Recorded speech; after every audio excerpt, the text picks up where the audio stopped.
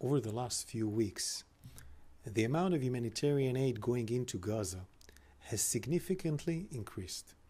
In the coming days, the amount of aid going into Gaza will continue to scale up even more.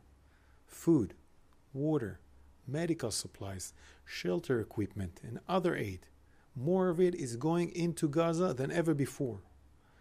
This increase in aid is a result of increased efforts, among them opening the Israeli port of Ashdod and a new crossing that was opened into northern Gaza, and increasing the amount of aid coming from Jordan through Israel, entering Gaza through the Kerem Shalom humanitarian aid crossing. We also facilitated the opening of dozens of bakeries in the north and the south of Gaza, together with the World Food Program. Together with the United States Central Command, we're working on a temporary maritime pier known as JLOTS, which stands for Joint Logistics Over the Shore. This temporary pier will provide a ship-to-shore distribution system that will further increase the flow of humanitarian aid into Gaza.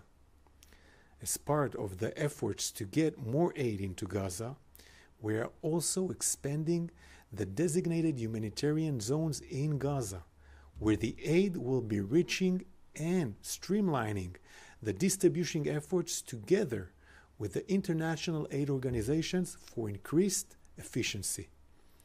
Getting aid to the people of Gaza is a top priority because our war is against Hamas, not against the people of Gaza.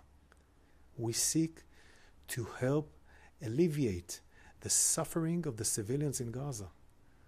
That is a result from the war that Hamas started on October 7th, when it massacred and kidnapped Israelis.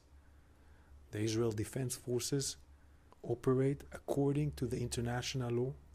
We make vast efforts to minimize harm to civilians that Hamas is hiding behind, because we see the suffering of civilians as a tragedy, while Hamas sees the suffering of civilians as a strategy. That's why Hamas intentionally hides among civilians. That's why Hamas wages war from within civilians. And that's why Hamas has been stealing aid meant for civilians in Gaza.